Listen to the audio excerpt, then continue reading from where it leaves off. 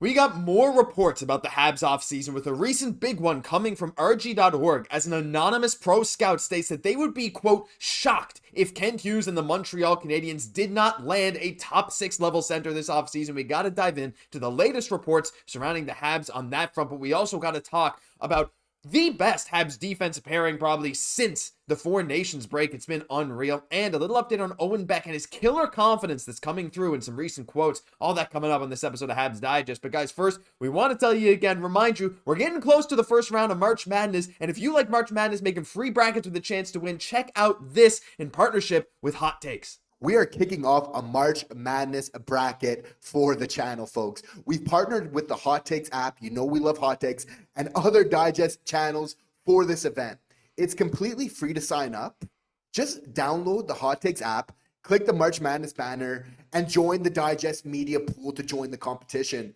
And it's really exciting because there's over $35,000 in prizes to be won. That's right. And since there's a much smaller pool, there is a real chance to win. Absolutely. So check out the link below or scan the QR code to download the app now, and make sure you use the promo code DIGEST. That's all caps. Has to be all caps, Digest. When you sign up, you'll be prompted for the referral code, and you'll get some exclusive perks that no one else will get signing up to this, guys. You're going to want to do it quick because the first round, the main event, starts on March 16th. So get in now, click the link down below. We're pumped about this. And hey, if you have any problems signing up at all, email us. There'll be an email left in the description below. Thank you so much to Hot Takes for partnering with us on this amazing competition.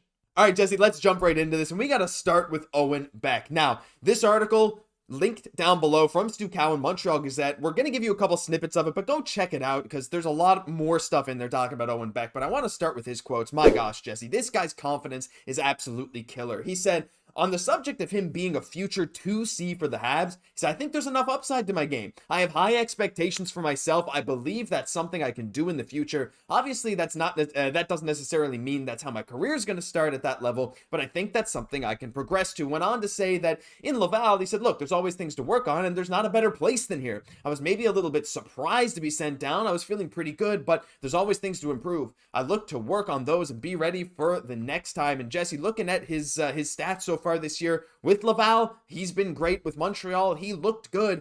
I just love the confidence coming from him saying, look, he's always exuded that, right? Even after those draft interviews, I really, really like what I'm hearing from Owen Beck.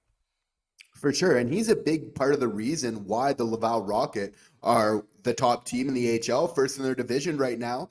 And we got the best prospect pool in the NHL. Just saying, Montreal Canadiens got a couple things going for them because they got their top prospects, guys like Owen Beck, who are they're setting their sights very high right now, which is exactly what you want. You want them to win. You want them to feel like they want to compete for those top jobs, right? Especially if he's setting his sights there. Even if he's not getting there all the way, that's definitely going to help the team quite a bit. Now, we know for Owen Beck, I'm a big fan of his game, but obviously for the 2C, he knows that as well. Like, the offense is really going to need to come in at that level as well. How long does it take for him to get there? Does he ever get there? That's all to be, remain to be seen. This guy's looking like a solid NHLer though, right? And he's looking like a solid floor of at least a 3C.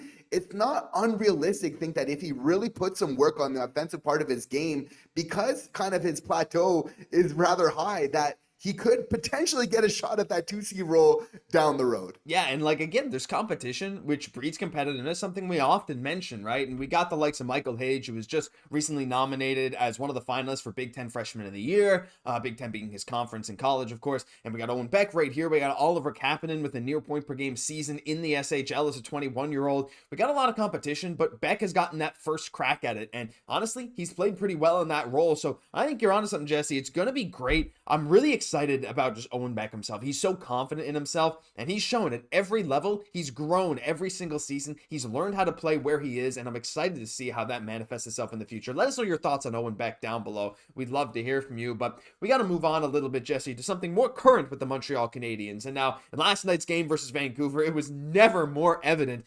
We got to talk about the defensive pairings, specifically Lane Hutson with Jayden Struble. And before I actually get into that, I wanted to mention Jayden Struble's having a great year. Pretty much anyone you pair him with, he's been doing great, whether it's Xhekaj or I don't know if he's played much with Savard, but even the Xhekaj Struble pairing's been good. But specifically, My gosh, the Lane Hutson Jayden Struble pairing last night was amazing. Just solid plays all around. Lane Hutson again producing that offense. You can see the team offense above average for those two, plus our top three guys in Slav, Caufield, Suzuki. In the whole game, Jesse, those five guys, our top line and the pairing of Hutson and Struble, were the five highest game scores in the entire game. Oh, the first Vancouver Canuck was Roenick. What have you seen from this pairing that is making them so dynamic? I think the combination of physicality and solidness from Struble plus a bit of speed is really complementing Hutson very well. What can't Lane Hutson do at this point in time? He's being put on the right side right now with Struble playing a lot of minutes right now. Absolutely unreal. And what I'm really liking from this pairing is that you're kind of matching Struble's very predictable, simple, efficient game with Hudson's very dynamic, unpredictable, fly off the wheel type of game here. So obviously you see that kind of pairing very well, and they've been doing well since they got together. Looking at the expected goal shares for them, it was at 70% with the Calgary Flames, but it's getting even better. It went over to 80% with the Vancouver Canucks last night. So they're really getting some momentum right now of playing together. Stylistically, it makes a lot of sense. And this is just creating more options. Again, just a wealth of riches for this Montreal Canadiens teams in terms of how do you want to develop Reinbacher, different matchups. So again, this is a really, great sign for the Montreal Canadiens right now that this pair is clicking. And you know what? I find it very interesting too, because sometimes you see that on certain teams, right? Like it's not necessarily the top two guys on your team that make up that top defensive pairing. True. They have to have a lot of chemistry together. I mean, we've seen Hutson play with a bunch of different defensemen this season, but right now this pairing looks really, really nice. Again, Struble and Hutson, like maybe one question before we finally move on to the big report on this offseason at least. Do you see Hutson and Struble maybe being a pairing even heading into next year? I'm a little more skeptical on that because, Reinbacher is probably going to be with the team at least for a chunk of next year, if not right at the start. Logan Mailloux is like, we've seen that kind of before. We're not sure if that's going to continue. And look, we don't know if Montreal's going to make a big trade for a right D, but if they keep playing like this, I think they might just have a chance at making themselves inevitable. As crazy as it is to say, I don't think anyone could have predicted that Struble would be one of the ideal pairing partners for Lane Hutson.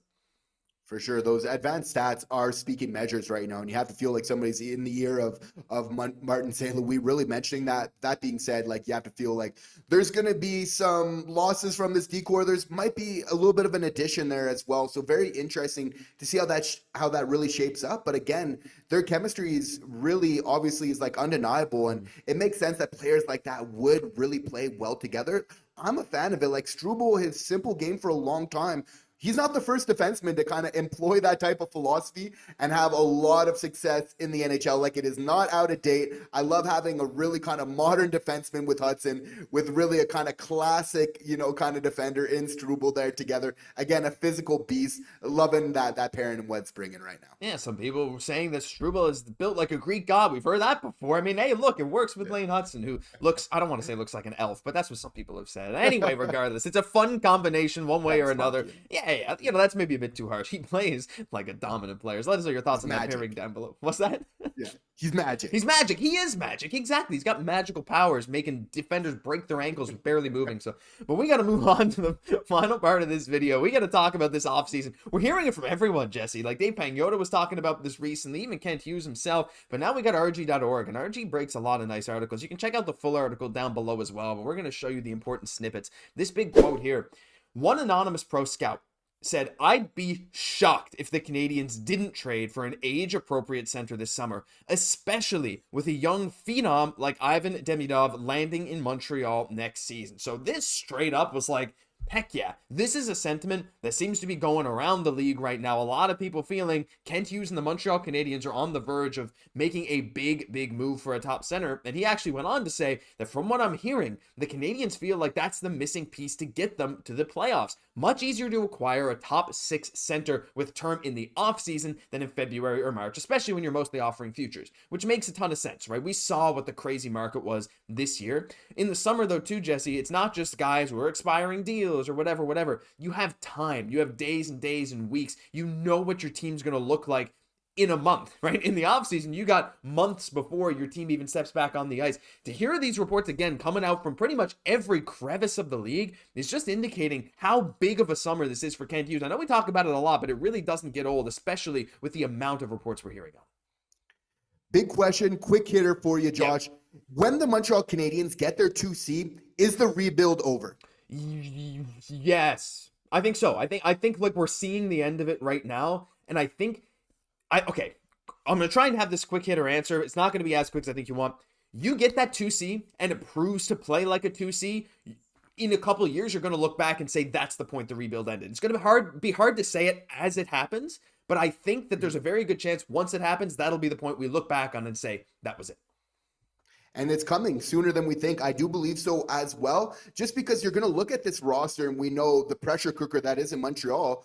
People are going to see, okay, young lineup still, but a solid lineup once with, player X, this 2C coming up, and they're going to say, why shouldn't we be competitive? So it's interesting just how quick this pendulum is going to swing from like rebuilding team to, okay, we got to start really being, competitive. Like in the mix doesn't even matter anymore. Like we want to, so it's interesting. This is going to come very quickly. And this is the reason why we're talking about this with the 2C of really those implications of really what it brings to this team. Like D'Amico says in a recent article, I think, very smartly about this, saying like, it's going to take this team from like a fringe NHL team, which is what we are right now. It's great, but that is what we are, to a legitimate playoff contender in the East. And again, bringing up how having a vet to kind of come along with this. And again, that's not the only move, but it's also with the Demidov coming over. Some of those younger guys, which now Fowler's not so far away. He's in Laval.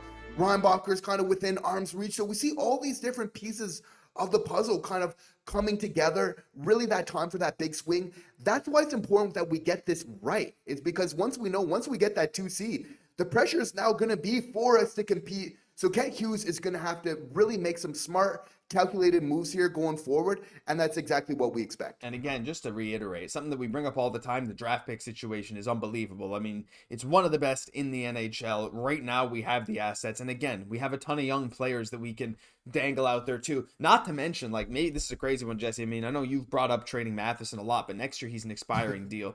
Dangling him this offseason, especially if it's for some kind of huge trade, you never know, right? Like there's so many guys that this team could offer. He'll be expiring. So like, I still like him as much as everyone else seems to hate him, but I still think he's good, but I think he's a good trade asset. But it's not just him, it's everyone on the team. Guys, let us know your thoughts on all this down below. Montreal's going to make a big swing. We'll see who it is. And Jesse, I think like you said, there's a very good chance that once this is done, the rebuild is over, which is crazy to say, but that'll do it for this episode of Habs Digest. If you enjoyed, leave a like, comment, subscribe to the channel, and join our March Madness bracket. If there's one thing you want to do to help support us as creators, that is the best thing you can do right now. We're trying to get as many people as we can. Tell your friends, tell your family, friends and family. That's what it is. Tell your family. Thank you for tuning in. I'm Josh Gosse, my co-host Jesse Poirier. We'll catch you in the next one.